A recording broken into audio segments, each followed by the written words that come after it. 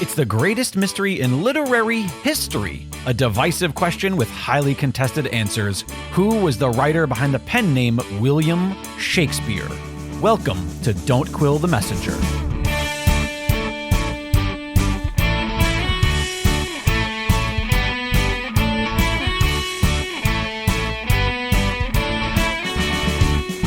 Here's your host, Stephen Sable. Welcome back, Quiller Nation, to this very exceptional and exciting episode of Don't Quill the Messenger. It is my great honor to introduce to you and to have as our guest today Professor Paul Raffield, who is Professor Emeritus in the School of Law, University of Warwick. He's also the author of several exceptional books, including one we're going to be talking about a lot today, which I believe is his first book, though he has written several others. Some of the titles that you can find, and we'll mention them again before the program is over: Shakespeare's Strangers and English Law, which is his most recent, published in 2023. The Art of Law in Shakespeare, and the one I have right here in front of me, Shakespeare's Imaginary Constitution, Late Elizabethan Politics, and the Theatre of Law. Paul co-founded the journal Law and Humanities, of which he is the consultant editor, and he is also an honorary research fellow at Birkbeck Law School, University of London. Paul, welcome to Don't Quill the Messenger. Thank you so much for being here. Oh, it's a great pleasure. Thank you very much for inviting me.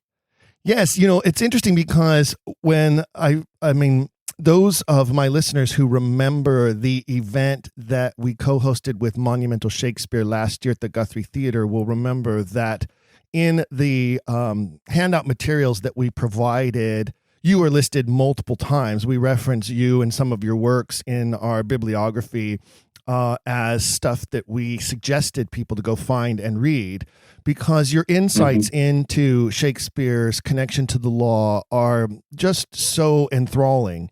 And I have to admit, I've been finding it, and I want to choose how I say this. I'm finding it difficult to finish your book because I keep going back and rereading sections because there's, little bits and pieces that I'm like, oh, wait a minute, I need to go back and look at that again. And in each chapter, you reference back to other chapters, and I go, oh, that's right, he did mention that, so that I'm flipping pages back and forth and back and forth. But I initially reached out to you because I wanted to talk to you about one of your research papers that I came across, and it had to do with Shakespeare and film. Of course, a lot of people know you as a law professor, but what they don't maybe realize is that you're also a fellow actor and a thespian, and you have been involved in production and directing. And it's kind of an interesting story, your life, that I'd like you to share a little bit about, how you went from studying at Gray's Inn to treading the boards to going back to law school. But also, we definitely want to talk about this book because it is just mesmerizing. Okay, so that's great. That's very kind of you to say so. I'm glad you're enjoying the book. It was, all three books were a joy to research and write. I was exploring stuff that I was hitherto unaware of myself. So, it was real sort of proper archival research, a lot of it. If you want to know this is my strange biography and my unorthodox career. It really started when I was about to go to university. I was choosing what to study when applying to university. And I remember I really wanted to do English literature because I loved it, particularly theatre and particularly Shakespeare, because I'd been studying Shakespeare at school. And it had really come to life for me when I was about 16 or 17. And we were studying King Lear and As You Like It. And I thought, wow, this is just amazing. It was leaping off the page. And that's why I wanted to do English. But of course, I had a conversation with my dear parents. Like most never do that. Never talk to parents about becoming an actor. Fatal, isn't it? It's fatal. Yes. So I remember my dad saying to me, what do you want to do at university? And I said, I want to do English. And he said, English? He said, but you'll end up being an English teacher. like that's the mark of Cain, So I thought, well, what can I do? I couldn't do the sciences because I wasn't any good at them. So that ruled out all the proper jobs, doctor, dentist, engineer, all those ones. And I thought, I don't know what to do. And then I suddenly thought, well, of course, law, because it's all words. And it's rather like literature because it's interpreting words. And that's why I did law. It was for all the wrong reasons. But I turned out to be quite good at it. You'd expect me to say that, I suppose, because I'm a professor of law now. So I enjoyed it, but I never really wanted to practice law in England as a barrister or as a solicitor. You know, the equivalent in the USA is, I think, the counsellor and the attorney, you know. Yes. I didn't want to do that. And I thought, well, I want to be an actor. So much to my parents' horror, having supported me all the way through university, and I'd graduated with a very good law degree, I said, I want to be an actor. And to their eternal credit, they supported me all the way through drama school. And then I was off working as an actor, and I was rarely out of work, which is quite an achievement, as any actor knows. Yeah, absolutely. And in the course of my career as an actor full time, I was working it out the other day. I was in 36 different productions of Shakespeare's plays, playing leading parts for major companies in England. And I loved my career as an actor, but at somewhere along the line, I got into writing, and started by writing plays for the theatre and for radio and TV scripts as well. And I thought, I like this writing a lot, but I've got to get better at it. I've got to get better at research, because I was researching lots of historical stuff. So I enrolled for a PhD, a part-time PhD at Birkbeck Law School, University of London, where I'm now, as you kindly said, I'm now an honorary research fellow. And I did my PhD, did a bit of teaching and enjoyed it, and then got the PhD, turned that into my very first book, called Images and Cultures of Law in Early Modern England. Got that published by Cambridge University Press. And I thought, I'm enjoying this. I'd rather fancy having a go at the academic life. So I did. And Warwick employed me in 2004, by which time I'd been an actor for 25 years, I think. And I've been there ever since, and love it. I really love teaching. But I love the research. I mean, that the book you want to talk about, Shakespeare's Imaginary Constitution, was, as I said, it was such a joy to do, and to have the resources that a good university provides you with, in the form of study leave, so you can go off and write stuff and research, and all the support you need was great. So I'm still at it now, writing. What a fantastic, charmed life to spend, basically what amounts to one lifetime on the stage, and then another lifetime as a law professor, and practically equal years, because you've been at Warwick now for more than 20 years. That's right. And of course, although I am a professor of law, and I do teach sort of what I call straight law subjects to students, like I teach first years the law of torts, which I love doing. But then I created my own courses, which Warwick encouraged me to do, which include one on Shakespeare and the law, which is very popular with law students. I'm currently in the United States teaching it. So it and the students who take it, that sometimes start, I think, as a lot of readers of my books do as well, thinking, well, what is the connection between Shakespeare and the law? It's all a bit baffling to them. They always think of law as being rather dry and a dull subject, which, I'm biased, obviously, but it isn't dry and dull. Not if you could relate it to people all the time. I always say to students about law, if you ever think that law is not about people, then don't become a lawyer. And I think that's a sort of starting point for thinking, well, that's the link with Shakespeare, because he's so ingenious in his depiction of people, of humanity, and people in a society. And I think really at the bottom line is that with law, what it aims to do is to regulate the conduct of people in the interests of society, with the ultimate aim of creating a better society. Of course, we always fail because we're human, but that's the aim. And every single one of Shakespeare's plays is about the place of people in a society. Often those societies are failing, like, but an obvious example is King Lear, I suppose. You've got a country that just falls apart, and citizens are treated abominably by the various people who take over running the state once Lear has abdicated. So he's always interested in the relationship of law and people in society, I think. Well, and many of the plays and the stories within the plays, even some of the subplots in so many of the plays, are obviously cautionary tales.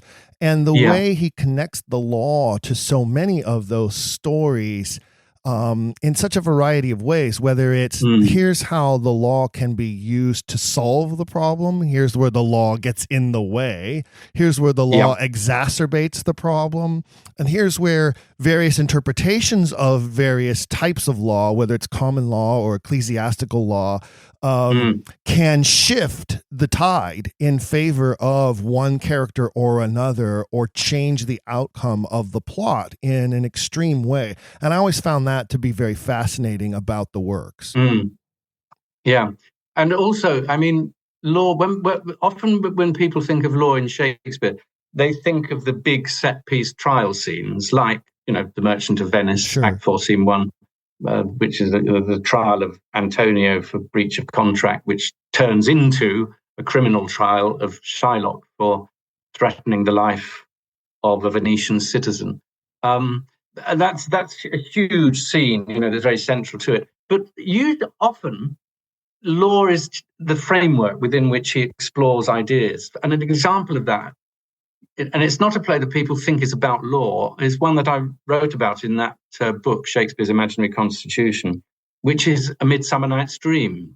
I want to talk about that chapter. That's a very fascinating chapter. Okay. So hold off on that for a minute, because that is on my list of something I want to get into. But before we dive, because that's somewhere about the middle of the book. And before we dive into that, I want to sort of touch back on a couple of things that you said. First of all, you mentioned that you've been in about 36 productions of Shakespeare's plays, but that's not 36 different plays. That'd be almost the entire canon, right? That's right. No, that's right. Multiple that's productions of certain plays, right? Yeah. Okay, that's important. Right. And then you talked about how much you love the research. And that is so evident and so clear in your book and in your writing and in your writing style. And one of the things I found, I would love to just sit in on your Shakespeare and the Law class, and those students that you have. You're in Maryland right now, as you mentioned. You're here in the States teaching that class. Those students, I hope they understand how privileged they are to be learning that from someone as experienced and as, I want to say, almost obsessed with this topic as you obviously are, especially the connections between the works of Shakespeare and the Inns of Court, the connection of theater in general with the Inns of Court, and the way that lawyers in the Inns of Court and the law professors, the students, the law clerks, everybody associated with those Inns of Court seem to have embraced theater as a means of instruction, as a means of debate. Yeah. And so that's something I really want to dive into. But before we get into Midsummer Night's Dream, which again, that's one of my favorite chapters. I'm enthralled with that, especially some of the research you did there. And we'll talk about that in a minute. But I want to touch on Comedy of Errors first.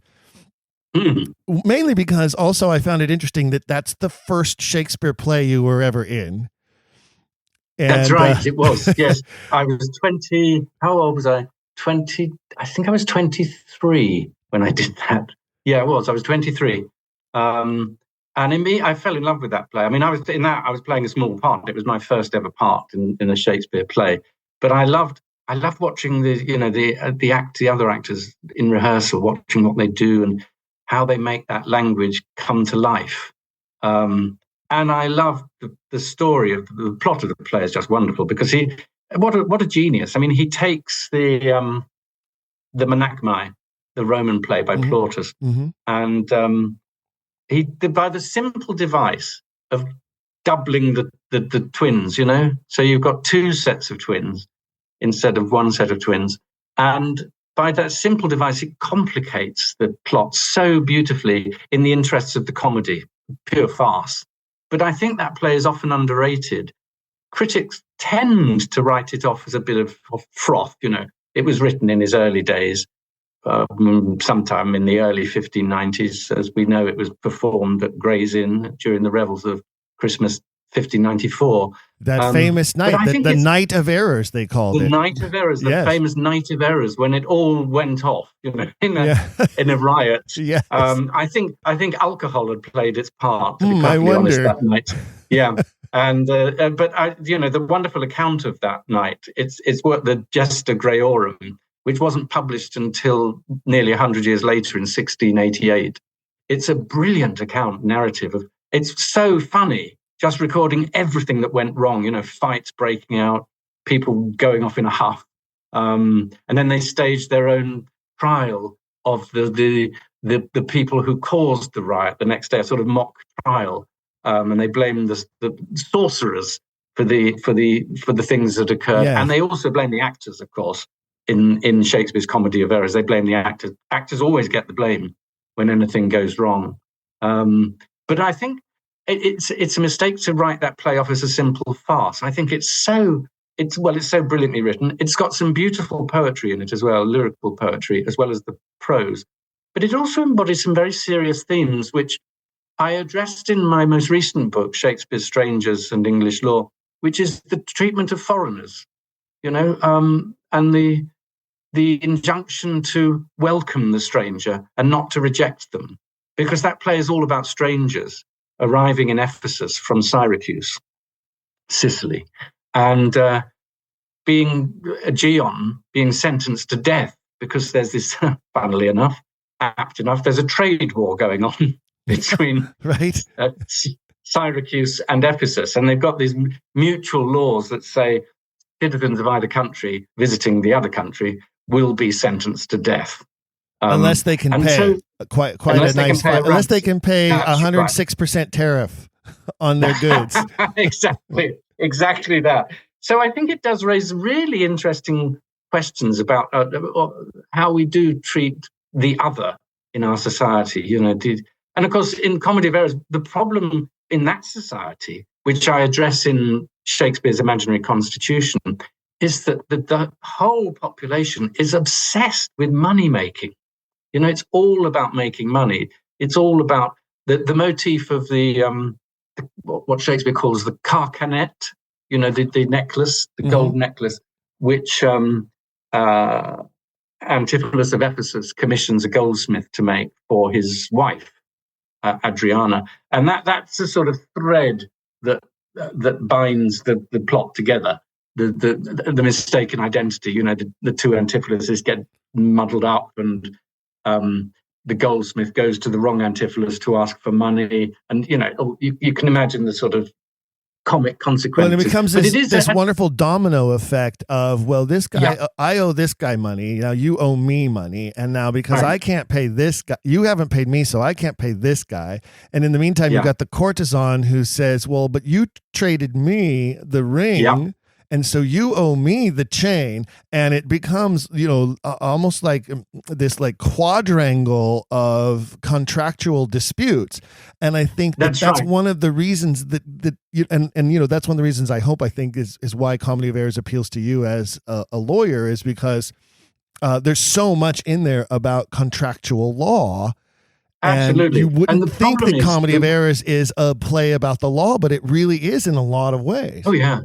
Definitely, and the problem with contract of that sort, the commercial contract for buying and selling goods, is that this society in Shakespeare's Ephesus, in the Comedy of Errors, they've forgotten the importance of the social contract. They're obsessed with contracts for exchanging goods for money, but they've forgotten that there's a more important contract that binds people together in society. And that is the social contract between governor and governed. So you've got the Duke Solinus in Comedy of Errors and all the citizens, but also between the citizens as well. The obligations that we have towards each other. And I invoke, I think, in that chapter in Shakespeare's Imaginary Constitution, but certainly in my most recent book, Shakespeare's Strangers in English, I invoke Aristotle and Aristotle's insistence that the ideal polis, the state, is built upon the bonds of friendship. And without that, you can't have a decent state. If citizens are in a state of enmity to each other, then you are never going to have what he calls concord. And he says that friendship is more important to lawyers than justice, because without friendship or, people getting along in society, you can't have justice. So, it's got these big motifs, and even the chain, the golden chain. I mean, I don't know if I think I do mention it in that chapter that you're referring to. That has Platonic overtones, because Plato talks about a golden thread that binds citizens to God, if you like, and that makes citizens behave decently. So I think there's a heck of a lot of classical symbolism in that play, aptly enough, because it's set in one of the great classical places, Ephesus. I just recently, one of my more recent episodes, I did an entire episode on that play and some of those issues and some of those underlying themes, including the relationships and including the relationship of master and basically, for all intents and purposes, the Dromios are slaves. Aegeon says, I bought them from their mother, who was a woman of a mean woman, not like we say mean girls today, but obviously a peasant woman, right, who couldn't afford to keep them. And so there's that relationship as well that I think is super important in the play. And their relationship, of course, it's the Dromio's relationship, which ends the play, is the final image of the play, which is a really beautiful image of concord, of friendship, which is the two of them saying, let's go together, side by side. And I love how you point that out in your book, that, here at the end of the play, what you find is not, and again, we have these different relationships, master and servant. We have, duke and subject. We have husband and wife. And that in itself is very contractual, isn't it? The marriage contract. Yes. And especially when we find out that Antipholus basically receives Adriana as a wife, as sort of almost a gift from the monarch, the duke. Yes. And that's an important relationship, complexity, I think, too, that happens there. But also... Yes, I mean, the relationship between Antipholus of Ephesus and Adriana it's troubling. He's got as we'd say in England, he's got a screw loose, Antipholus of Ephesus. He's prone to violence. He threatens to beat his wife with a rope's end, as well as his servant Dromio. So the violence is always bubbling around in that play. It is. Because it's a comedy, it doesn't turn into the sort of violence of an extreme nature that we see in plays such as King Lear or Titus Andronicus. But it's still there, that threat to beat people. And people are bound by ropes in it. I feel like that's sort of an homage to the commedia style of the play, and what we would now today call slapstick comedy. That's right. Very difficult to stage without it. It's a very fine balancing act, I think, in the theatre to get that to make it comic, as in the commedia dell'arte, rather than just violence and sort of. Especially nowadays, I think, violence towards women and, Antipholus of Ephesus threatening his wife. We are actually in rehearsal for that play right now, as a matter of fact. Okay, are you? It's interesting. It's one of the shows of our season. We're doing Hamlet, Shakespeare's longest play, in conjunction with Comedy of Errors, Shakespeare's shortest play. So that's our season this year, and we're in rehearsals right now. So you're right. In staging it, I have some ideas about how that violence can be staged and still remain humorous. And I think to some degree it's about, the violence is meant to make a statement, not to inflict harm. So, like perhaps, Antipholus remove, they're wearing these sort of, old style muffin hats. And, perhaps he's removing his hat and beating Dromio with his hat, which is very soft fabric and doesn't actually hurt, but is making the message. It's telling the statement. It's like when a parent swats a toddler on the butt who's wearing a 4-inch thick diaper and doesn't feel anything except for the vibration of it, which makes the point. Don't do that. That's dangerous. Don't touch that, right? Type of a thing, right? It's kind of like that, I think. Yeah. Well, good luck with it. I mean, I've always loved seeing that play. I mean, as with any of these plays, they can be done in any manner of ways and set in any period you want. And so long as you honor the text, I think, then it'll work. It's super fun. As you no doubt aware, you need very skilled actors to do the comedy of errors. I always thought when I was an actor, I did love doing comedy. Always loved comedy. But it's so precise. I think that's what it is. It's you can't. There's no leeway. It's all to do with the timing and playing the situation seriously and all that sort of stuff. Precision is the essence. I think, especially in that play. Farce is so demanding. Well, it's George Burns, who's obviously a famous American comedian, right? Yes. He always said that that comedy is very serious business. And so, in other words, meaning that comedy is more difficult than tragedy because of the precision that is necessary and how seriously you need to take it in order to land it appropriately. And then, of course, there's that old joke that goes, what is the key to comedy? Timing. Yes, that's right. Now, before we dive into A Midsummer Night's Dream, like I said, I definitely want to approach that because you make so many wonderful points in that chapter. That's one of the chapters I just kept going back and back. And then that's also because of that chapter, that's the one that makes me go back to the other chapters because you referenced the previous chapters quite often. But I want to talk about, there are basically 6 major plays that you cover in this book. We just talked about Comedy of Errors, which is chapter 2. You begin with Titus Andronicus, which is, which I have to say, and so this is where I think that you and I are kindred spirits because I love Comedy of Errors. Obviously, I'm directing it right now. Titus Andronicus is one of my favorite of all the plays, and I think it is so underrated. I couldn't agree more. I totally agree with you. I think it's a brilliant play, and such a young writer. I mean, it was his first stab. Snap word, isn't it? Look at you. Pun not intended. It was a brave stab at a Roman play and tragedy, because it foreshadows King Lear in many respects, the violence. But the violence in it it's extraordinary. It's pure theatre. I mean, I write a lot in that book, I think. I think in every book I've written, I've used the phrase theatre of law a lot. And really, so much of that violence reflects what was going on in England in the 1590s. The state was completely paranoid about the possibility of assassination attempts on Elizabeth I, of Jesuit priests being sent from Rome to England to convert people back to Catholicism. And there's so many references and allusions to Catholic ritual in Titus Andronicus.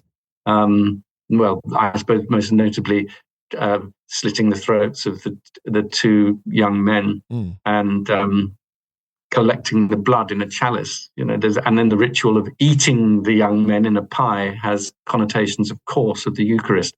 So there's so much to do with what was going on in the state in England at the time. And the violence in Titus, often ritualized, resembles the punishments that were meted out to traitors in England, the ghastly spectacle of people being hanged, drawn, and quartered, which was the punishment for traitors, which was carried out very publicly. People being dragged behind a horse, on a pallet, head bumping on the mud. To Tyburn, which is where Marble Arch is in London now, and it was a form of public theatre.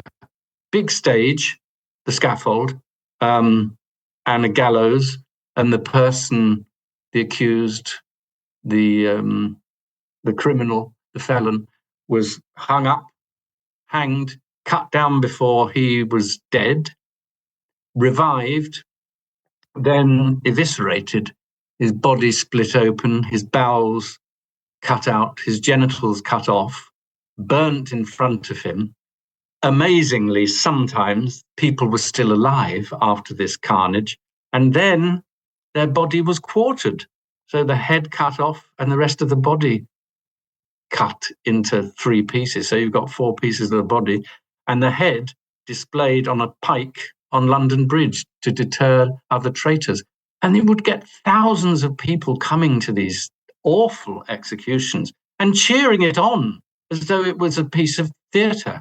And I think Titus especially draws on that very strongly. He really does. But it also, that play raises questions about what is going on in the Elizabethan state. You know, it is becoming a paranoid state, much as the Rome under Saturninus is.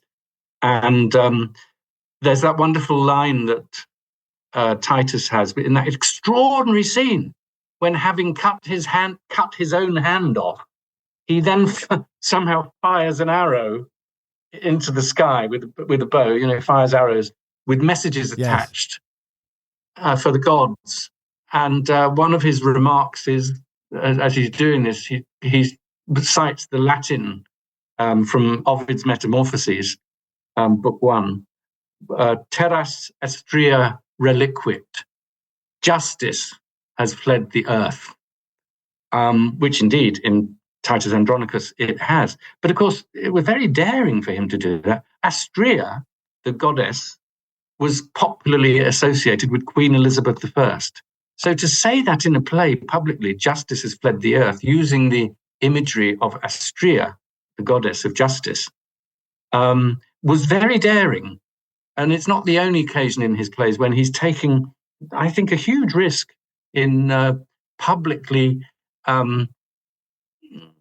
equivocating, let's say, over the nature of English government. Absolutely. I think it's astounding. By transfer. Sorry, I beg your pardon. Sorry. I agree with you completely. I think it's astounding how often we find in the plays what I consider to be messages aimed, and in this case, quite literally with a bow and an arrow, aimed directly at the queen or aimed directly at the halls of justice, quote unquote. And I think he does play along the edge quite often when it comes to the statements that are being made about what justice is, what it looks like, and how the various layers of the law can pertain to it, provide it, or ignore it. And I think that that's a very common theme throughout the plays that bespeak a writer who is almost obsessed with the law and obsessed with the different definitions of justice and how the law plays itself out in the country at the time. I think you're right about that whole aspect of the 1590s. Of course, the big part of that is one of the reasons there's such a paranoia about something happening to the queen, not only the papal bull saying that if you kill the heretic queen, you're absolved from all sin, but also I think that there's this fear. I think succession is a terrible fear. And I think a part of that is based in their knowledge of their own history. And if Elizabeth dies without an heir, they're thrust right back into a vacuum of civil war again. And there's just been so much history of it and so much death and so much bloodshed because of these civil wars and these feuds. And I think in Titus, you see one of the greatest feuds of all kind, the feud between Titus and Tamra, which is all based in vengeance.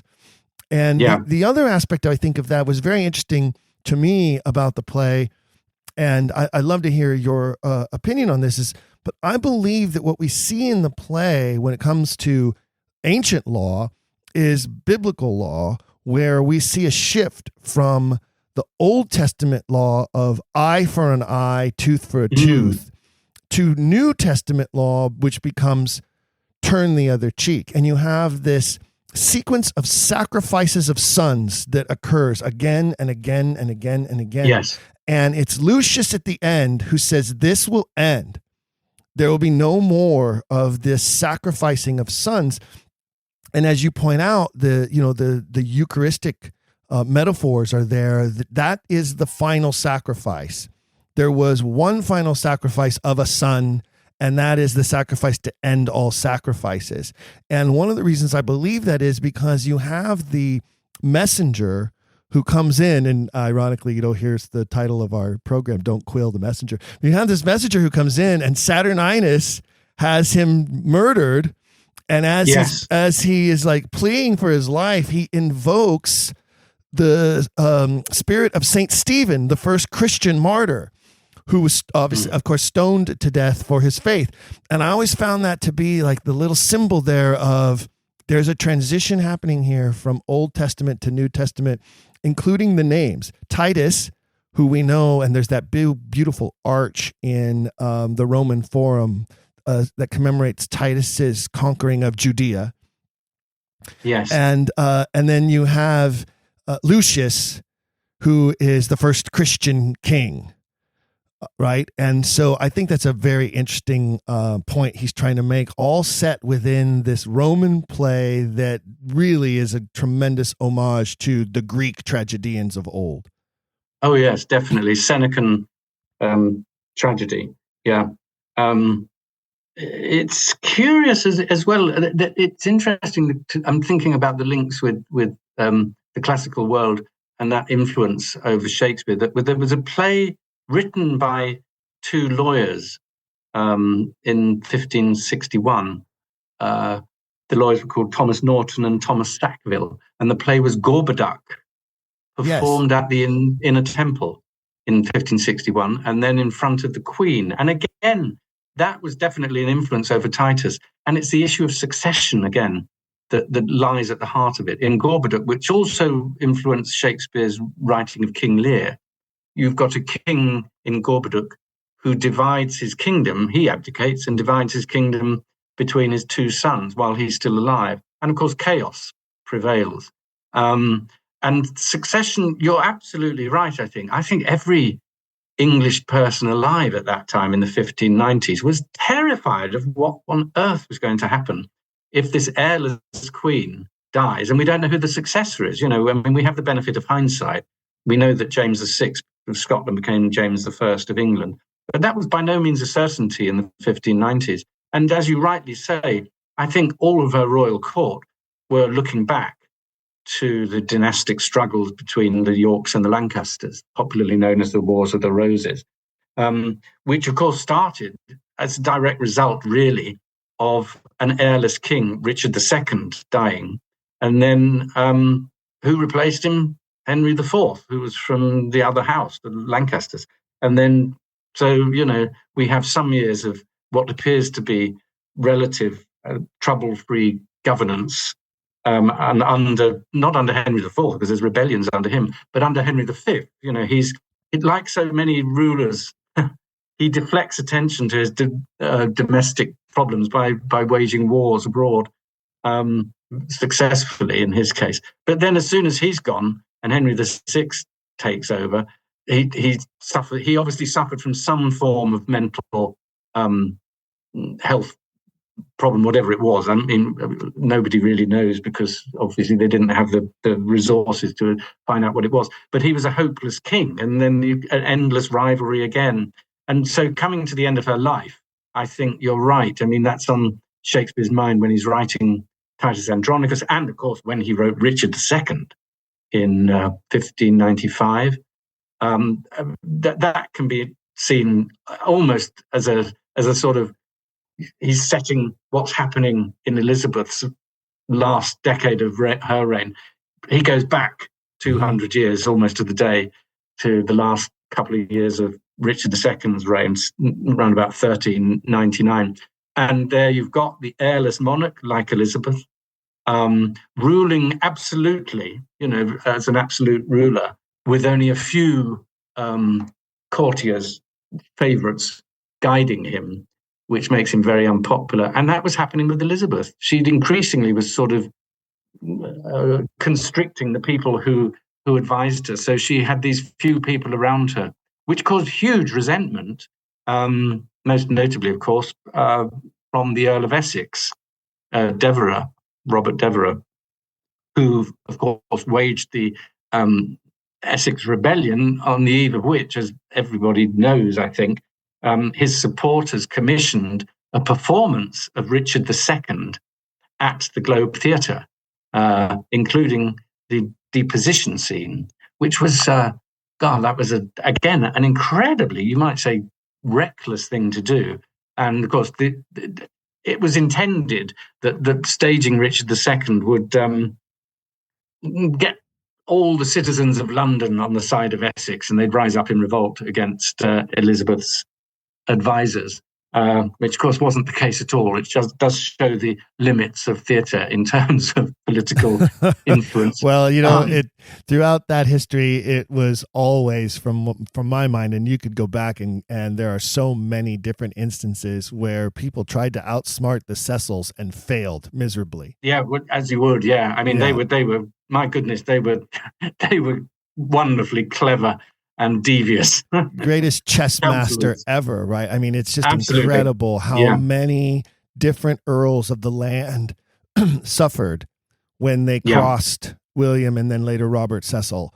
It's amazing. You could even argue that Robert Dudley is one of them as well.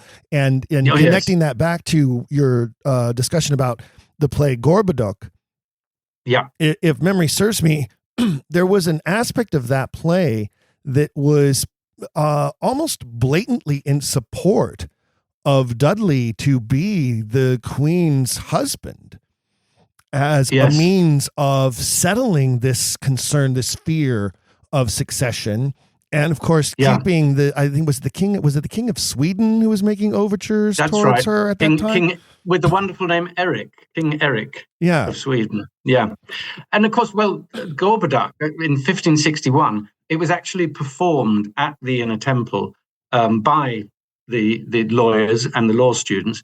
And in the audience was Robert Dudley, because it actually, those revels, the Christmas revels of 1561, were put on in honor of Robert Dudley because he had intervened on behalf of the Inner Temple to ensure that one of the inns of chancery, where the lower branch of the legal profession, the attorneys, were trained, became attached to the Inner Temple as opposed to the Middle Temple. And Robert Dudley supported the Inner Temple, petitioned the Queen, and succeeded, so that this inn, called Lyon's Inn, became attached to the Inner Temple instead of the Middle Temple. So by way of gratitude, they dedicated the revels that year to Robert Dudley. He attended. He would have seen Gorboduc. He participated in the revels. They all played parts. I mean, it was like a huge pantomime. That's a great segue into the chapter on A Midsummer Night's Dream, because that's how you open that chapter, is discussing those revels.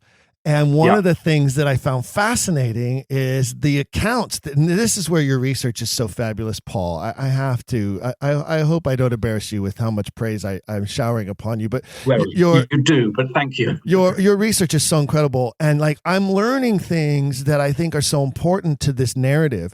In that, yes, Robert Dudley performs on stage in a role, and so do several other very notable noblemen, including Christopher Hatton, who I believe is then later mocked by the works of Shakespeare in Twelfth Night. When you get Malvolio's definitely Hatton, right? And so these men were ingrained in, obviously, the court of Elizabeth, the law, because they're all trained lawyers, but they're also actors. They're like you, right? They're also willing to go tread the boards and get involved and use this art of theater to what they believe is their advantage most of the time. Sometimes it backfires. But I think that's an incredible aspect of this. And I'd like to talk to you more about what was your research process there, and how did you come across and find all these details about these courtier/actors who were obviously embracing the art of theater? Yeah. I think really the whole idea of monarchy at the time was predicated upon the notion of spectacle. The theatre of kingship the Queen was, if you look at the portraiture of Queen Elizabeth, she's always presented as an icon, an image that's not. She's sort of between human and goddess, and I think this idea of monarchy as theatre is ingrained in the revels at the Inns of Court as well. And when going back to Dudley in the 1561 revels, the part he plays is Palaphilos, who was the constable marshal to Minerva or Pallas Athena, the goddess, who of course is the goddess of many things, wisdom, warfare, other things besides. And Elizabeth was popularly associated with her, with Pallas Athena. And Palaphilos, Robert Dudley, is in effect Elizabeth's own constable marshal. I mean, she makes him master of the horse around about this time, before he's ennobled.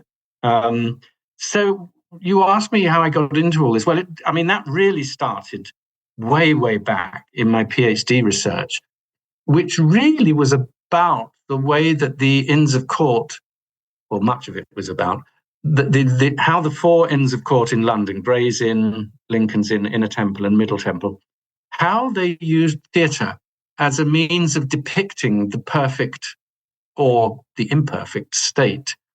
And I discovered the most extraordinary, mainly through the archives of the inns, I discovered documents that showed that theatre, writing plays, masks, performing them in the Inns of Court, but then usually they were attended by the monarch and the royal court, and then they were invited often to perform again at the royal court. And theatre was used as a form of formal education at the inns. So these young men, and they were all men, there were no women lawyers, they would usually go back to the classical sources, the stories from ancient Greece and ancient Rome, and devise plays that showed how a state should be governed. And it was compulsory, that part of their education. I mean, it seems extraordinary now. I work in a law school. I do use theatre in the classroom. I get students to write their own plays and perform them on legal themes.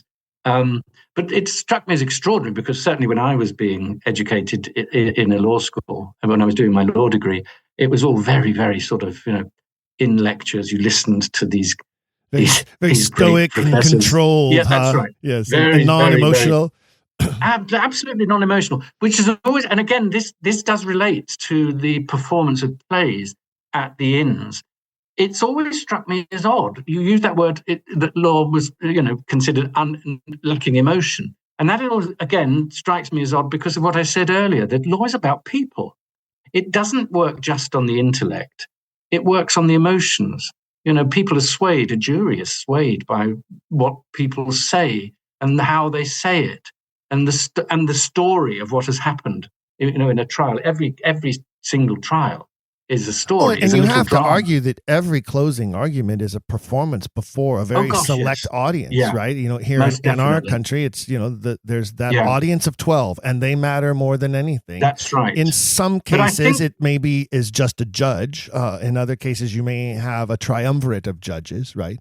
Right. In the Supreme Court here, we have the 9 justices.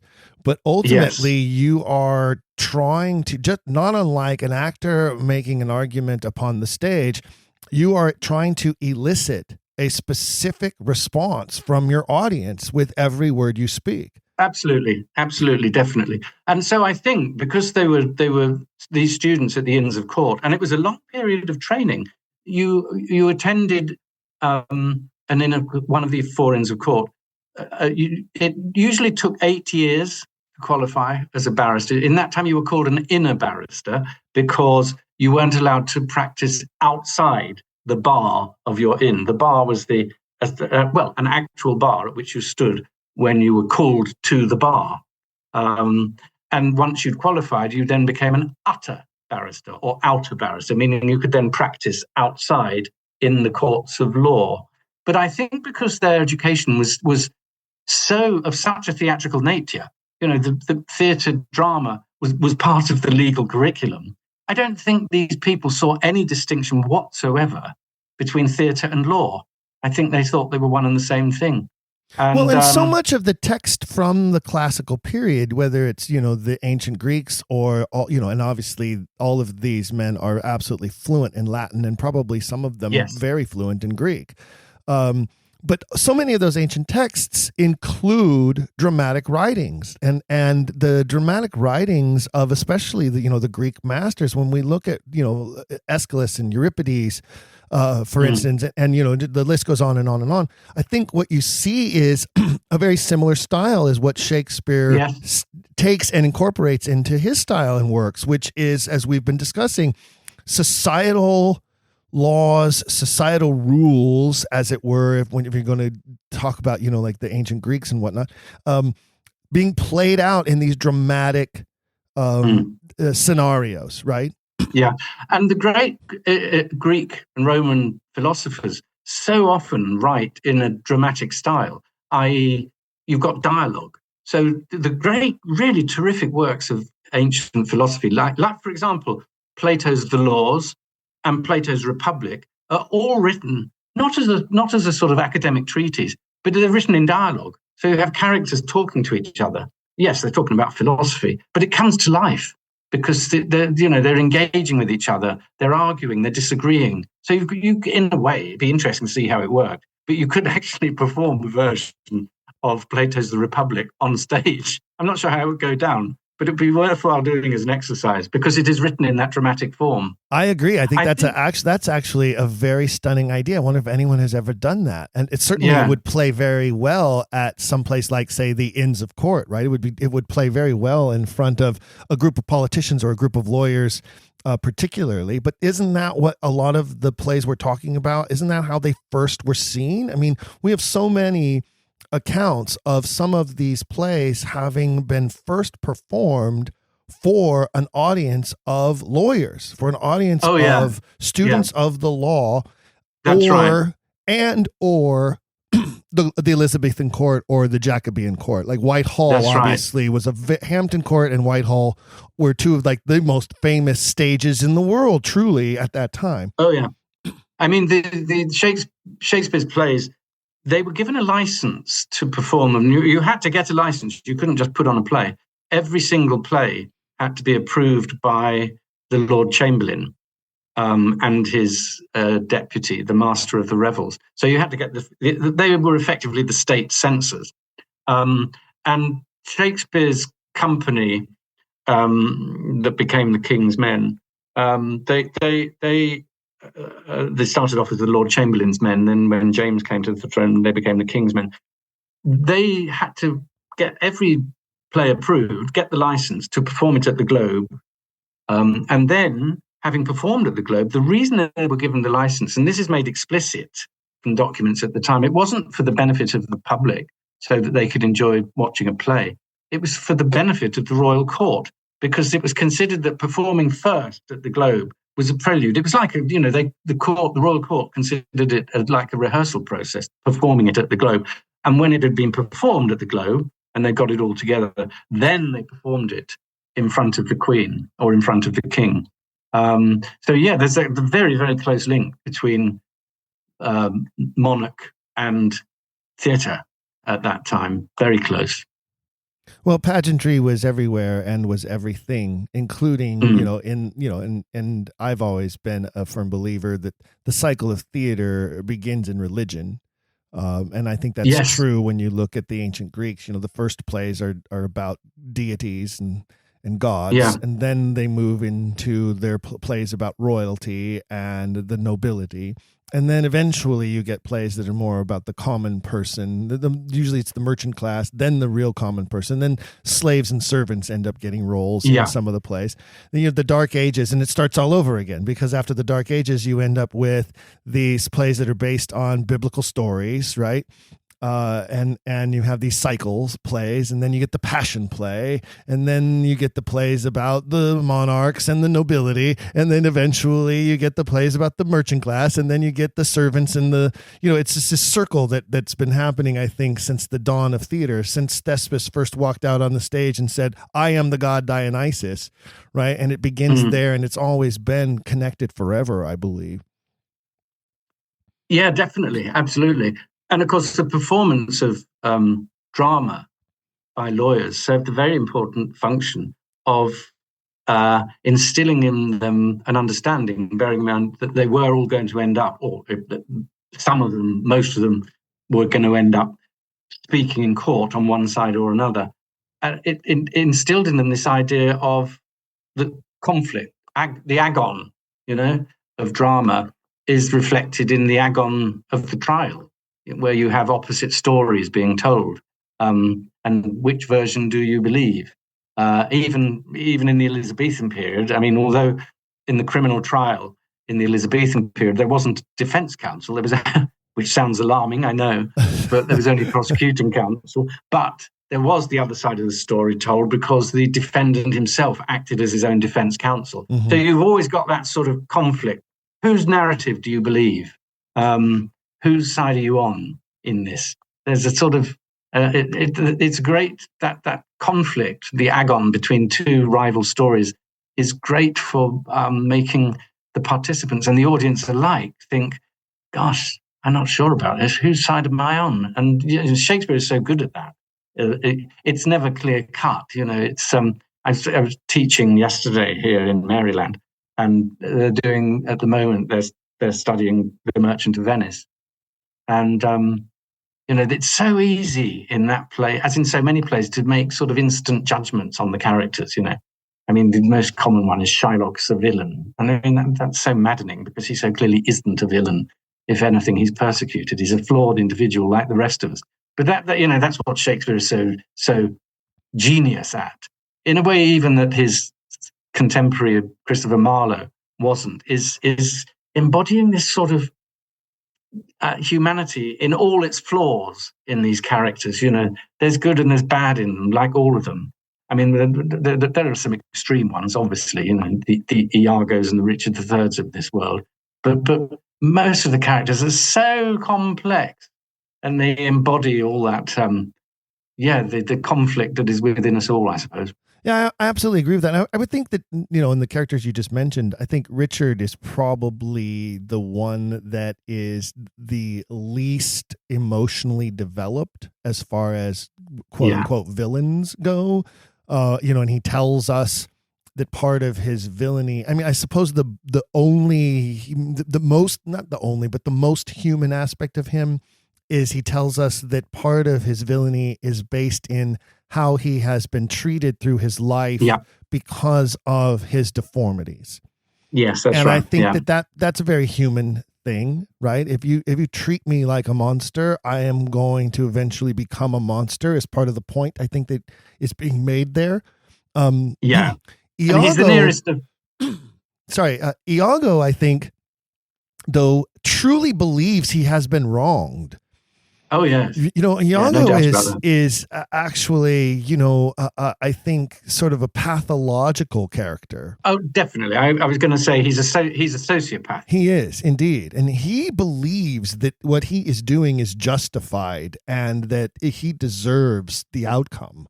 And I think that sets him aside in a different way than a lot of the other characters. Macbeth is a totally different animal because, he's sort of the anti-hero. But Iago is, probably like a true sociopathic villain. Yeah. He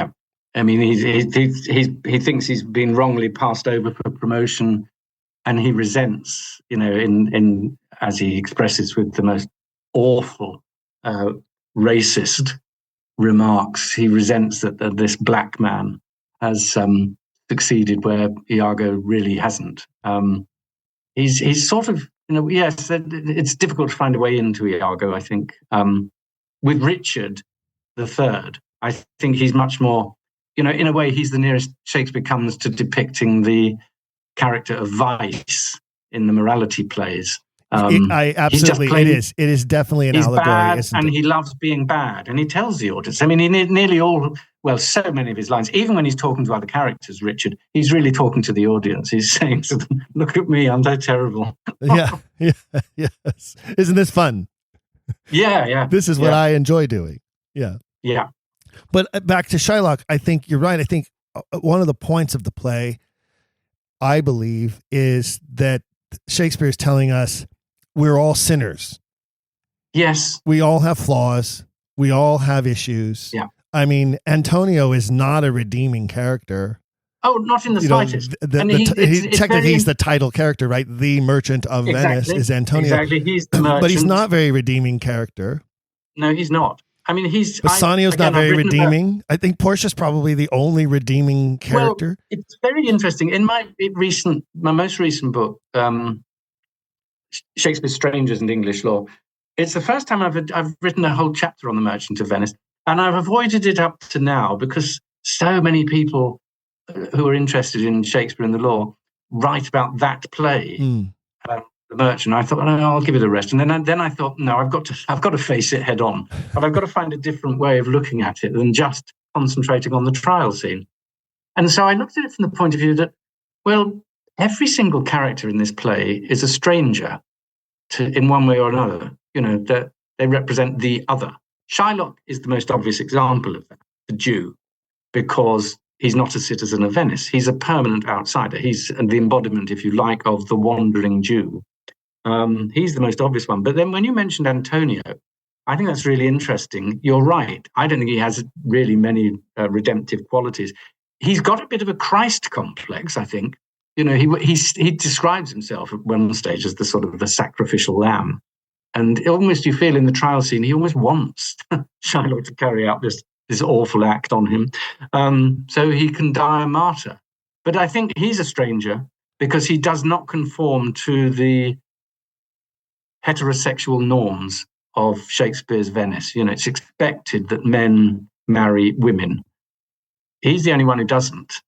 It's important to note too, I think, people always say Hamlet, the melancholy Dane, but it's really Antonio, the melancholy Italian, because absolutely. He begins, he's like, isn't his first line, in sooth, I know not why I am so sad, right? And when someone says to him, one of these, is it Salanio or the other one, Salario, says, I think you're in love. He doesn't say no. He says, fie.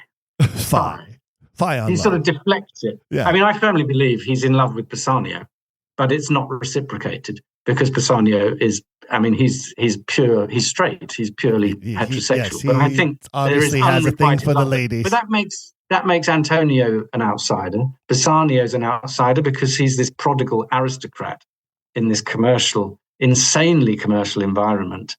And he borrows from his friend. He's a bit of a gold digger, Bassanio, but he's not part of the commercial set there. He's reliant on his friend. The women are outsiders by virtue of the fact that they're women in this patriarchal society. And the only time that they have any influence or agency is when they disguise themselves as men, and notably only when they come to Venice from Belmont. So they're in this male world, and they enter into the courtroom disguised as Balthazar, the lawyer, Portia disguised as Balthazar, and Nerissa, her maid, disguised as the lawyer's clerk, both men. So in effect, and people overlook this in that trial scene, I think, they're deceiving the court. That trial is a complete nonsense in that justice is not going to be done because, A, they're not lawyers, they're women dressed as men, or rather, and this is the beautiful dramatic irony of that scene that the Elizabethan audience would have picked up on, the comedy of it, is that because there were no female actors, they're young men disguised as young women, disguised as young men in the trial. But also in that trial, it's made clear from the start where the Duke, who presides over the court, but is also the supreme ruler of Venice, the Doge, the Duke, he's the chief judge in the court. Well, you've got a complete the complete opposite of the separation of powers there. The judge is the same person as the chief executive. And he has a chat with Antonio at the start of the scene with the defendant, a judge chatting with the defendant saying, look, I'm paraphrasing here, but he says sort of, look, I'm terribly sorry, old chap, but you're in an awful position because this Jew, he's just terrible. I mean, and what can we do? And Antonio says, oh, I'll take whatever comes, And you think, blimey, this is terrible. There's bias right at the start of the scene. So, and I think all these aspects of it often get overlooked of that play, The Merchant. That's how it would have been in Venice, though. I mean, the Doge was the ultimate judge and jury, right? And if you look to, like, one of the things that you note, again, this is in the Midsummer Night's Dream chapter, that you note is that you hearken back to James the First, when he was James the Sixth of Scotland. He wrote extensively, and we call him the Poet King because he actually wrote poetry and he published works. He was rather a good writer. Yeah, he was a very smart man. He was also a very successful writer. I say this as a writer myself. My goodness, his works, they were bestsellers. I mean, the one he wrote, the book he wrote on monarchy, when he was King of Scotland, before he became King of England. That's such an important work. That's the work I was about to talk about. It's such an important work. Central. And in that, he says the monarch should be the ultimate authority. The monarch is the judge and jury above all judges and juries. Oh, yeah. Definitely. Well, that was in the book is called The True Law of Free Monarchies, and it was published in Edinburgh first in 1598. It was so successful. It was then published in London once he became king, and it sold out immediately. He states his intentions very clearly in the first page. It's the first paragraph, I think, of that book, that little book. He states quite clearly, and I'm quoting here, he says, the king is above the law. Wow. I mean, that would have sent shockwaves down in England when the lawyers were thinking, oh my God, he's going to become our king, which of course he does. And they were terrified that he was going to introduce the civil law system, which of course is the system under which Scotland was governed and still is, and was going to displace the common law in England with civil law. And of course, the maxim of civil law was based on the maxim stated by Justinian in the Digest, the Emperor Justinian, the Roman Emperor Justinian, which said the Latin is quod principi placuit vigorem legem habet. No, that's not bad, is it? A bit of Latin there. That's easy for you to say. That's easy for you to say, yeah, quite. That means that which pleases the prince has the force of law. That's the maxim of civil law, which contradicts completely the maxim first stated by Henry de Bracton, the English medieval jurist, who stated that the king is above man but below God and the law, because law makes the king. I mean, that is the absolute opposite of what James believed. He firmly believed in the Justinian's idea that which pleases the prince has the force of law. So when he became King of England, he was in conflict really for certainly the first 10 years of his reign. There were these endless conflicts between him and the judges of the common law over basically which was the sovereign authority, which was the sovereign arbiter of disputes. The lawyers obviously saying, well, the judges are. The king saying, no. He says, if I want to, I can sit in judgment in my own courts. And the judges say, no, you can't. I mean, they stand up to him. Most notably, the famous, or some people would say infamous, Lord Chief Justice, and, well, he'd served various roles under Queen Elizabeth, Attorney General and Solicitor General, Sir Edward Coke. Coke, yeah. Mm-hmm. Yeah, spelt Coke, C-O-K-E, but pronounced Cook, who opposed all these absolute ideas being expressed by James, and they came into conflict with each other, not surprisingly. And apparently they came to blows at one point. James went to hit Cook, and Cook dived to the ground to avoid being hit. And eventually, Cook was dismissed from his post. He got the sack. as Lord Chief Justice. He's lucky he didn't lose his head. Oh, God, he was lucky. He was a very brave man. He was a deeply unpleasant person, it has to be said. His personal life was ghastly. He was terrible to his second wife, and he forced his daughter to marry the mentally sort of disabled brother or cousin of George Villiers, Duke of Buckingham, so that Cook gained more influence at court. I mean, he was a deeply unpleasant person, but incredibly principled as far as the law was concerned. I mean, he really put almost literally his head on the block. And indeed, he was imprisoned in the Tower for a couple of years I think it was around about 1618, 1619, for his views on the law. When you look at James's life, though, it's not hard to understand why he took the position he did and why he would cleave to the Justinian philosophy. Especially because, in his boyhood, where he was basically a hostage and being used as like a treasure in a box, and whoever held the treasure got to rule the land until he eventually then, was able to come into his own and ascend the throne. The outright, what you could say, is murder of his mother. And that whole aspect and that whole moment in history, the death of an anointed sovereign is a huge thing, which I think is why we see, Richard II being such an important piece of theater.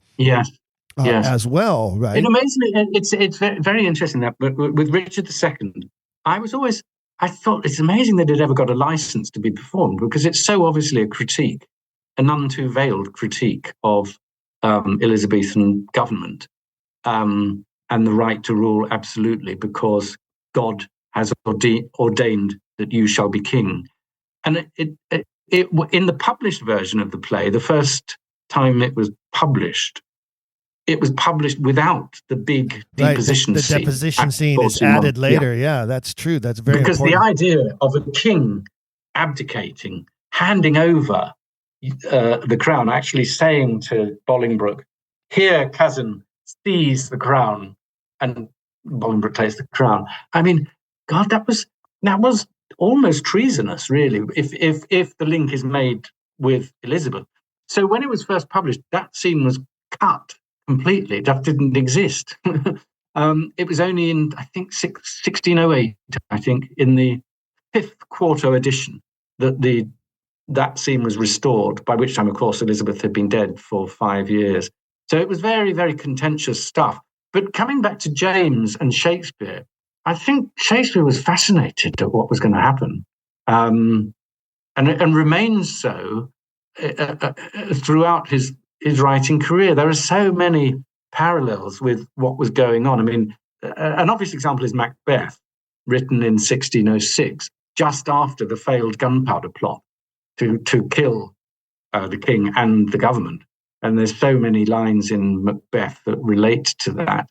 So, the idea of what was going to happen if a king was murdered obviously fascinated him. But I wrote about that in The Art of Law in Shakespeare, a chapter on that. But another play that is very, very much closely linked, I think, with the arrival of James in England as a king is Measure for Measure. Yes, that is the final chapter of your book, and that's where I wanted to go next. So perfect segue, because you mention in that chapter that you see Measure for Measure as sort of a reflection. I'm using my own words, obviously, but because you're so much more eloquent than I am. Your writing is it really is very eloquent writing. But you basically point out that there's an absolutism to that play and the power of the Duke in that play, very much as sort of an homage to what James' position in his own writing takes, right? That same Justinian viewpoint. And I find it interesting that, but I think that to a degree, as Shakespeare's works are wont to do, it's almost poking at the monarch there, don't you think? Yes. And I do indeed. I find it interesting that he would choose it, that very famous Winter Revels season of 1604, where he asks for the production of 8 Shakespeare plays, and one of them is that one, which is actually, I think, Measure for Measure. and that's the first recorded performance we have of it, I believe. That's right. It is indeed on St. Stephen's Day. Yeah, why would he choose that play and want it to be performed before him? As smart as he is, he must have known that there was a certain sort of digging at him there. I found that very interesting. I'm sure he must have seen parallels. I mean, one of the themes, if you like, of that play is the state, the sovereign state, and its right to spy, if you like, on its subjects. So much of that play takes place in darkness. It's either at night, in brothels, in prisons. There's an awful lot of darkness. Now, the Duke in that play has bizarrely, at the start of the play, decided to go off on a sabbatical, which is why he appoints Angelo as his deputy governor while he's away. Meanwhile, the Duke disguises himself as a friar, and goes around Vienna spying on people. And sometimes it's a bit of voyeurism, it feels like, as well. He sneaks into the prison where Claudio, who's being held awaiting execution for the crime in Shakespeare's Vienna of fornication. And here's his confession. So he's pretending to be a priest. It's the great grandfather of the Prince and the Pauper in some ways, isn't it? If you're familiar with that story. Well, another book that James wrote, round about the same time as The True Law of Free Monarchies, was a book that was intended as a guide for his son, Prince Henry, who was Prince of Wales, so heir to the throne. Unfortunately died of probably of typhoid or cholera in 1612 when he was only 18. But he wrote this book for Henry called it had a Greek title, Basilikon Doron, The Gift of a King. And it's a guide to being a king. And one of the themes that runs through that little book is the importance of surveillance, of spying on people. He actually says, he uses that word spy in his advice to Prince Henry. A king must spy on his subjects. And apparently, James himself, he would sneak around Parliament and try to listen to what was being said about him. And in Vienna, Shakespeare's Vienna, he does create this first idea of the surveillance society. You know, people are being spied on. We talked earlier in the context of, I think it was Titus Andronicus, about a state being paranoid, reflecting the paranoia of the Elizabethan state. And I think, that persisted into the Jacobean period when, he became, James, absolutely terrified that there was going to be some sort of coup, a Catholic coup, replacing him with a Catholic monarch, which, of course, Spain would have greatly wanted. And so he expanded the Secret Service, which Elizabeth had set up under the office of Sir Francis Walsingham, who was the sort of, the spy master. Yes. And James increased this surveillance state even more. So I think that play, Measure for Measure, he uses darkness a lot. He uses this idea of a king scuttling around corners. The king of, he's described by one character, Lucio, as the old, what is it? I can't remember the exact line, but he describes him in terms of hiding and spying on people. And that's what James did, I think. The idea of justice in that play, it's purely arbitrary. Justice is doled out by the chief magistrate. When he returns from this rather weird sabbatical and takes off his friar's outfit, revealing himself to be the Duke, and he basically, Angelo has sentenced various people to death or whatever, and he comes back and sort of in a sort of save the day action, he doles out justice. He pardons people. He says that Lucio, who has slandered the Duke, he says, no, you're not going to be hanged. oh, we'll just have you whipped, and you've got to marry the prostitute who you've got pregnant. Angelo, yeah, yes, you're sentenced to die, but no, we're not going to do that. You've got to marry your ex-fiancée, Mariana, who you jilted, and then you can live. And make it right. You just make that relationship right, and it'll all be okay. That's right, yeah. And as for Juliet, well, you could marry me, and there we are. It's doesn't he? No, he puts her with Claudio, right? And then he's like, Isabella, you're going to be mine. And she's like, I'm a nun. I don't actually really want to get married, right? Like, that's exactly. And Mariana, why would she even want Angelo now at this point, right? Extraordinary. Yeah, it's a really terrible. Right. Let's all just wrap this all up with weddings at the end. Absolutely, yeah. I mean, Isabella. Sorry, I'm getting my character names. That's okay. Yes, Claudio. Of course, you marry Juliet. And that's fine. He's wrapping everything up. The only happy couples are Juliet. The only happy couple there is Juliet and Claudio. Oh, definitely. And you're absolutely right. With Isabella, when he drops that bombshell, he says, "Come with me to the palace, and you'll marry me." And she doesn't say anything. She doesn't. It's just this stunned silence. Yeah, she doesn't agree. She doesn't go, "Oh, thank you, my lord," or "Oh, I'll be so happy." Yeah. She's just like, what? Yeah. But he rules purely through prerogative. He doesn't rule through Parliament.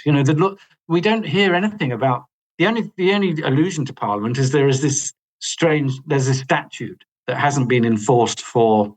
It's either Shakespeare wasn't very good at his editing his own stuff. Sometimes Paul, I almost feel like talking about that particular Christmas season, and there are weddings going on. And I almost feel like Measure for Measure is this, mirror reflection of what's actually happening at court right there. I mean, I don't know. I know who some of the couples were that season being married. There's multiple marriages happening there. The Earl of Pembroke is one, for instance, to Susan de Vere. And then, there's there's at least two other couples, I think, that are getting married there. I can't recall who they are at the point. But it's almost, again, you have like three weddings happening. And then there's three weddings happening at the end of this play. And I almost wonder if maybe there's a reflection there that some of those weddings that were happening were not what the parties wanted, but that the king had decided. Well, I think, that was the way. I mean, marriage was seen as very much, it was a political union, really, as much as it was very, very rarely, I think, based on affection or love. I think it was, they were usually expeditious. And certainly if you were one of the king's favorites, I mean, such odd goings on at James's court. Well, and I was going to say, speaking of that, you do have a lot of similarities between James and Richard II with regards to favorites and, sort of, rumors of boy toys type of a thing. And so that could add to James's paranoia about befalling the same outcome, right? What if these nobles turn against me because they think that I'm showing too much favoritism here, or I'm too foppish, or whatever the case might be. That's a very interesting parallel. Not just his feet, by all accounts, either. He brought down from Scotland when he came to London his favourite Scottish sort of courtiers. Notably, one of them, Robert Carr, who was a lover of James. Yeah, indeed. I mean, James, this extraordinary life of. I mean, he was, he did at least, unlike the Tudors, he was very fecund in that he did produce heirs. A couple of the kids died. As I said, Prince Henry died of cholera in 1612, and of course, the other son, Charles I, we all know what happened to him. Yeah. But he did produce a lot of offspring, but he did that as his duty. The death of Henry, the death of James's Henry changes history so dramatically because I think he would have been another great Henry. Yeah, and I mean, he dies instead. And then, by the time James, and I think James doesn't recover well from the loss of his son either. And then obviously later on, he's had some sort of a stroke, I think. And I think you're right. Succumbs to basically what we would call dementia, I think, now at this point in time. Yeah, but he did, just to pursue that line for a minute about his favourites. I mean, he came down with a gang of his favourite young men. We know he'd had sex with at least one of them, and then he elevates that same man, Robert Carr, to the peerage. He gives him a peerage, and I think that you were right in what you were saying. He's worried about, are these people going to turn against me? Well, I'll keep him on side. I'll make him a peer, and I think that happened a lot. I mean, sort of Buckingham, for example, again, was a lover of James, and he becomes supremely powerful under James's patronage. He elevates him to the dukedom, the very, very high level of the nobility as Duke of Buckingham, in an attempt to keep him on side. It kind of backfires because Buckingham was much hated for the political acts that he did enforce, and eventually was murdered. And Carr doesn't end well either. Right? No. He has a very bad ending. I mean, I think that there's some evidence that the Earl of Pembroke was also one of his favorites, and that there was something going on there between them as well. Yeah. But so that would explain definitely the whole Richard II concern he might have, that there could be a Bolingbroke in his future. Oh yes, and so increase the spy network, rely further on Robert Cecil, who had inherited his father's ability to have spies. There's not a one of them, but I do keep a council feed, I think is what Macbeth says when he's talking about the Thanes of Scotland. He says, I have someone in every one of their houses. And I think that's definitely what William Cecil was about.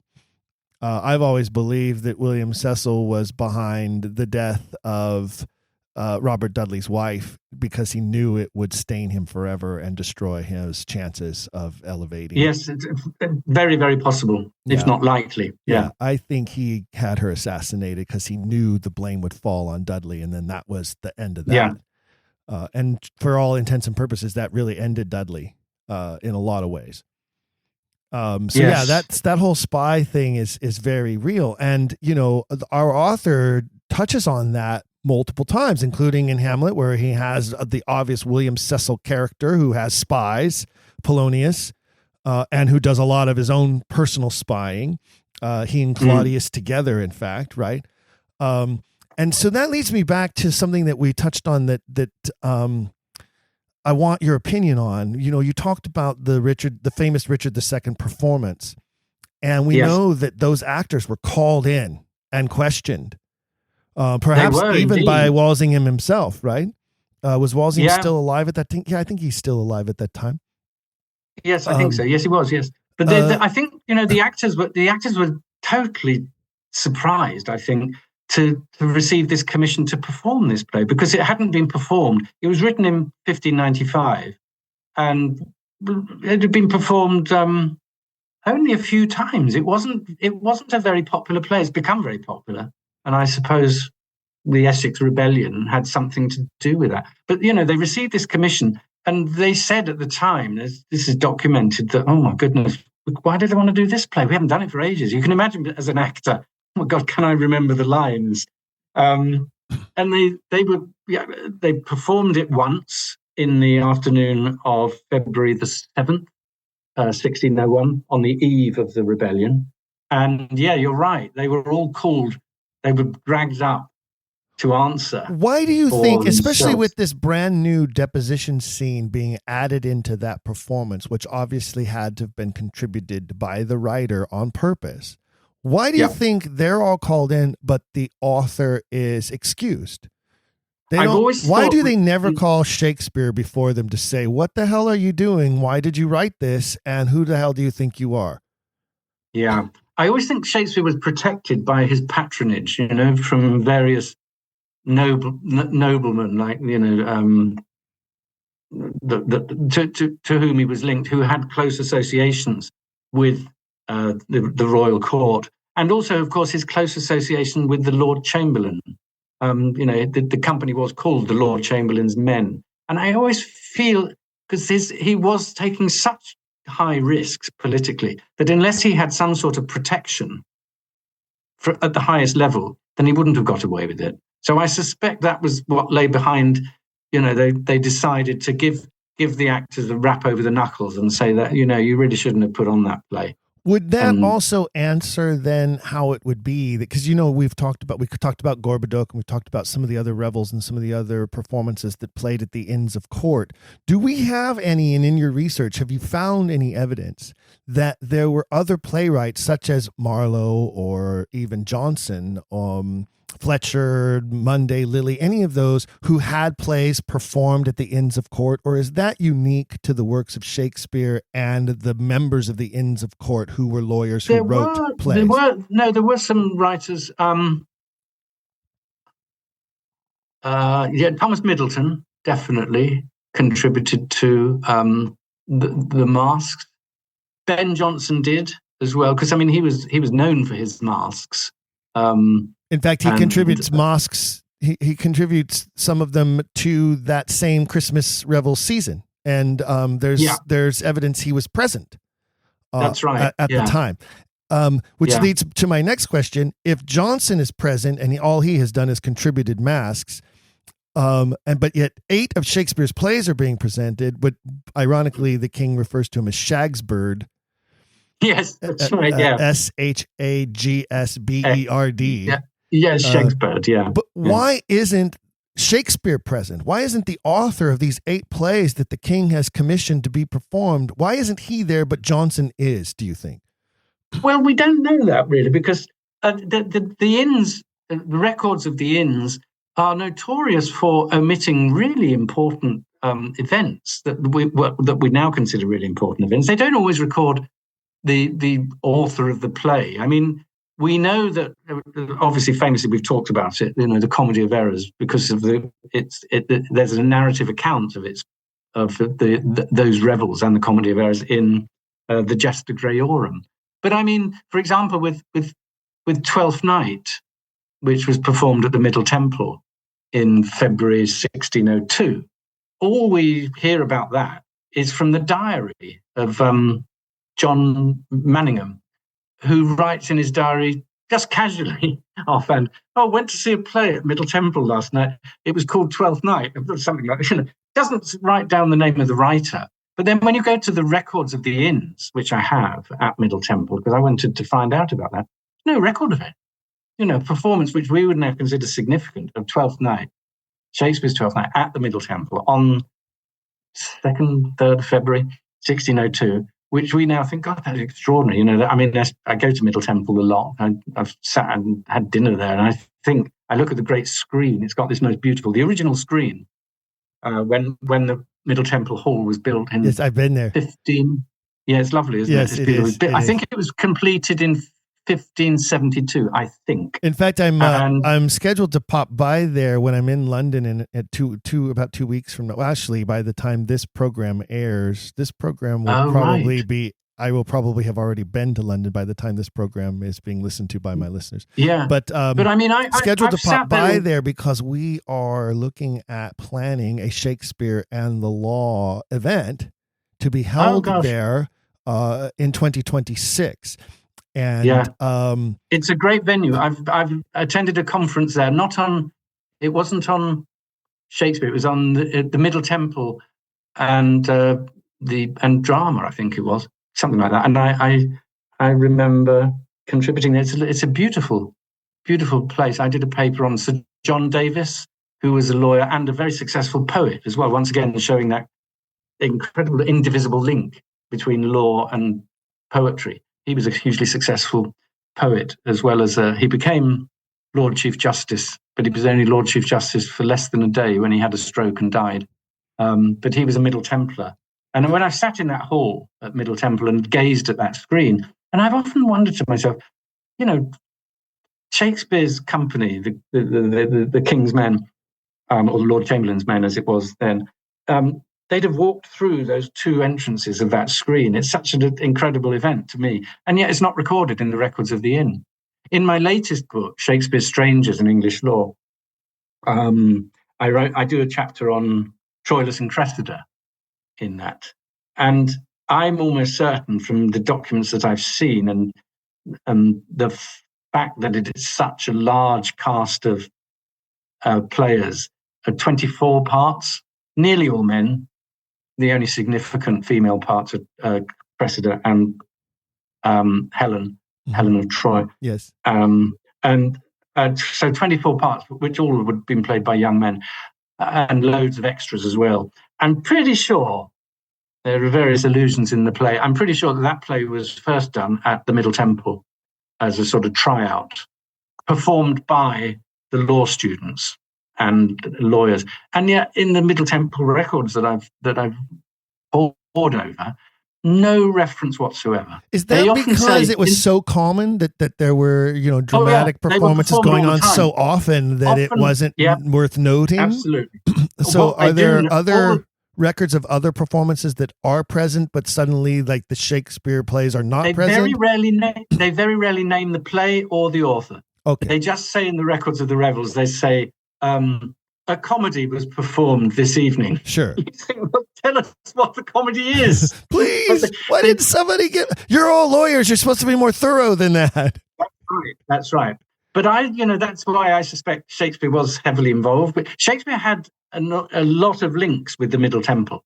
It was the most popular inn for people from the Midlands. Of course, Stratford-on-Avon being in the Midlands.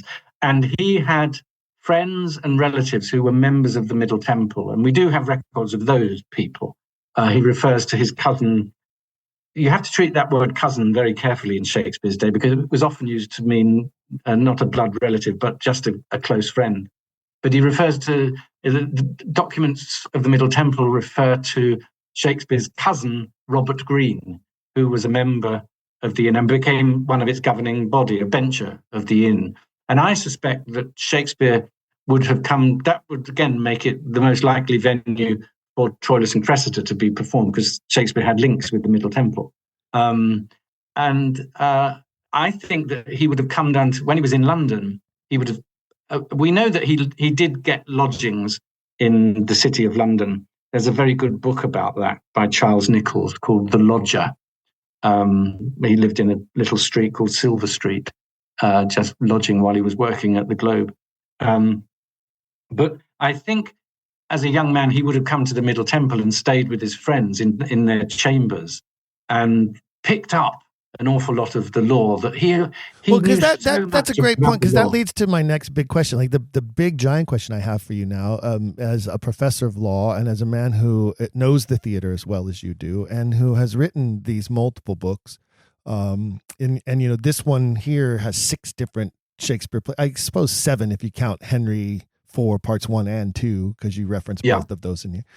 And then your subsequent books, as you mentioned, your latest one, you're kind of like, well, I guess I have to do Merchant of Venice if I'm worth my salt, right? Which sort of shared with us. Do you believe?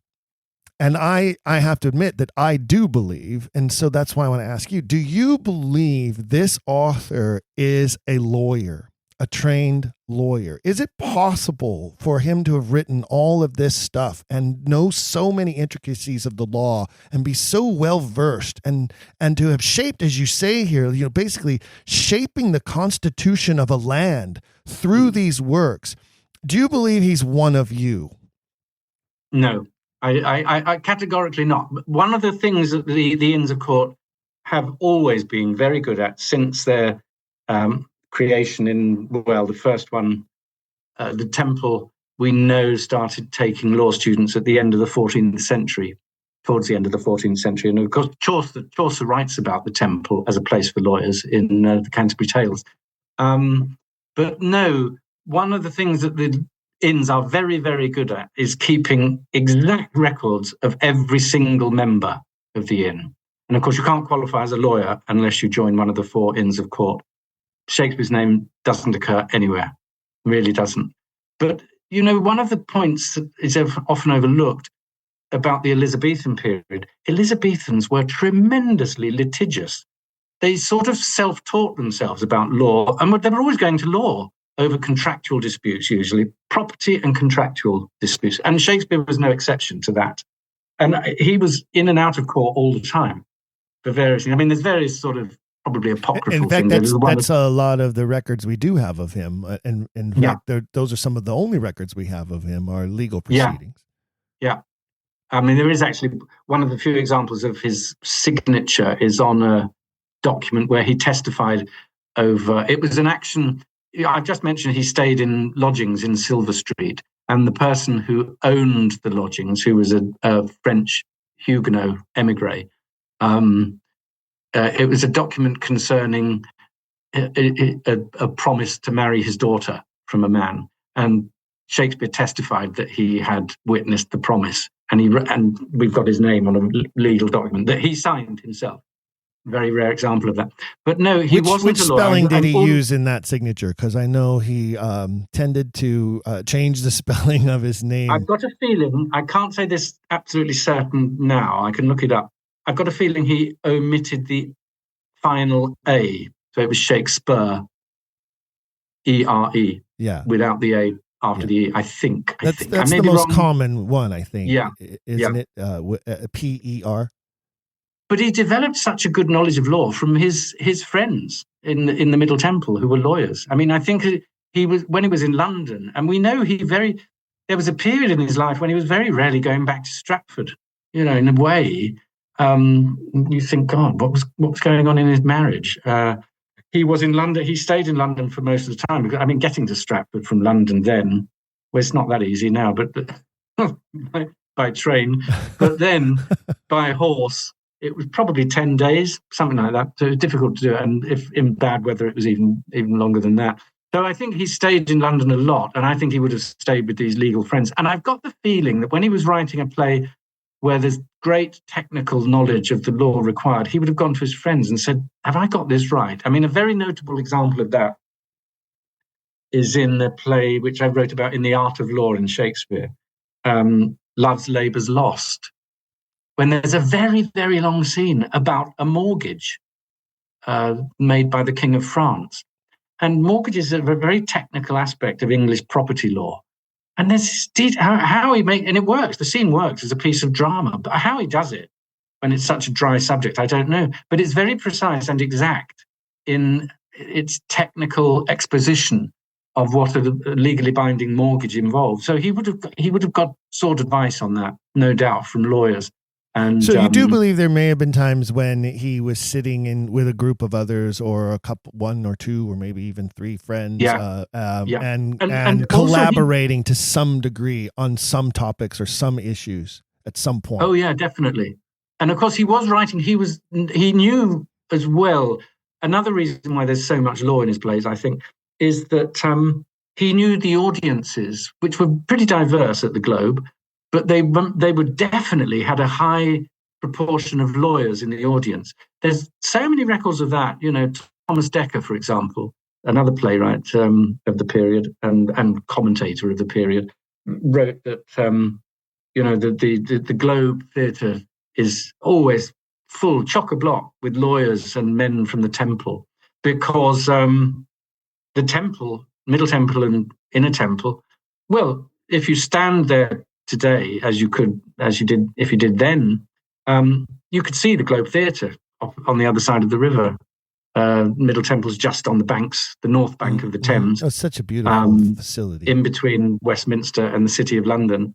And the Globe Theatre is on the south bank opposite, pretty much where the replica Globe Theatre is now. So you just got a boat.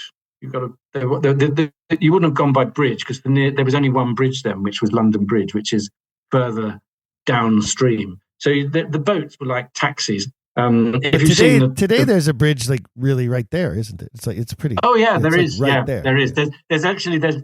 There's several road bridges, but there's also a pedestrian bridge, a rather lovely pedestrian bridge that links St. Paul's Cathedral on the north bank right next to the Globe. Yeah, right next to the Globe on the South Bank. It makes parking ridiculous right there, by the way. Yeah, that's right. But so he knew there were lawyers in the audience, and that's why there's so many good lawyer jokes in his plays. I mean, the one that would have got a real belter, a real big laugh, as it still does today, is in Henry VI Part 2, when the rebels are talking about what they're going to do when they take over the country. Kill all the lawyers. That's right. And that guy, Jack the Butcher, says, the first thing we do, let's kill all the lawyers. Yes.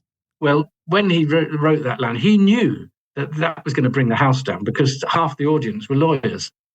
So I think a lot of the material there is and why there is such a lot of legal material is because of that very fact. The plays were received by lawyers at the Globe, but also, as we know, the plays maybe more than the ones that are recorded, Comedy of Errors and Twelfth Night. And as I said, one of the unrecorded ones, I think, Paulus and Cressida. I think, these plays were written with the idea that they'd probably be performed at the Inns of Court as well. And so obviously, you're going to write for your audience of lawyers. Well, I'll tell you, Paul, this has been such a remarkable and fascinating discussion. I want to thank you so much again for sharing your time and your knowledge with me and my listeners today. It's just been such a joy. We could probably talk for hours and hours. Yeah. I'd love to have you back again in the future to discuss a different topic or another one of your books. I do want to share well, thank you. That's awesome. We'll make sure to make that happen. And thank you. Let me give me the opportunity to say thank you. I've enjoyed it immensely. Very honored that you asked me. And as you can tell, I hope, it's a subject that is so close to my heart and always will be and always has been.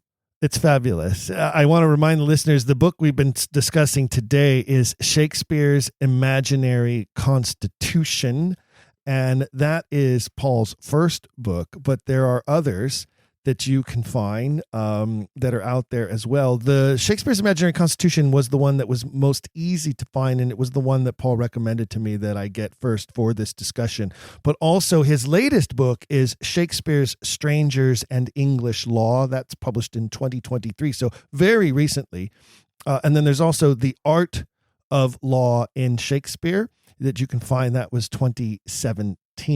Also, if you go to, I've been on a site called Academia, and you can find various papers that Paul has published on this topic at that site as well, if you really want to rabbit hole into his research, including the one that I mentioned at the top that we didn't even discuss, which is Shakespeare and film. That we'll have to, maybe that's the one we'll have you back and talk about, because we can come back to that. That would be awesome. Thank you once again. It's a great pleasure, and thank you to your listeners for coming along and listening, and hope you enjoyed it. Fellow Quillers, he is Paul Raffield, Professor Emeritus in the School of Law, University of Warwick, and Honorary Research Fellow at Birkbeck Law School, University of London, currently teaching a class on Shakespeare and the Law in the state of Maryland. Thank you so much, Paul. We appreciate it. And folks, don't forget, until next time, for everything Quiller in nature, please don't forget to visit don'tquillthepodcast.com. don'tquillthepodcast.com. Visit our Patreon page to learn how to support the program. And until we meet again, keep asking questions. If you've enjoyed today's episode, please leave a rating and review in your podcast player. For even more, visit our website, don'tquillthepodcast.com. There you can find official merchandise in our shop, as well as a link to our Patreon. This show is made possible by people like you. We hope you'll consider showing your support by becoming a monthly patron, where you'll receive bonus material and tons of exclusive perks. You can also join in the conversation on our Discord and by following us at Don't Quill the Pod on all social media. All of this can be found at don'tquillthepodcast.com, don'tquillthepodcast.com.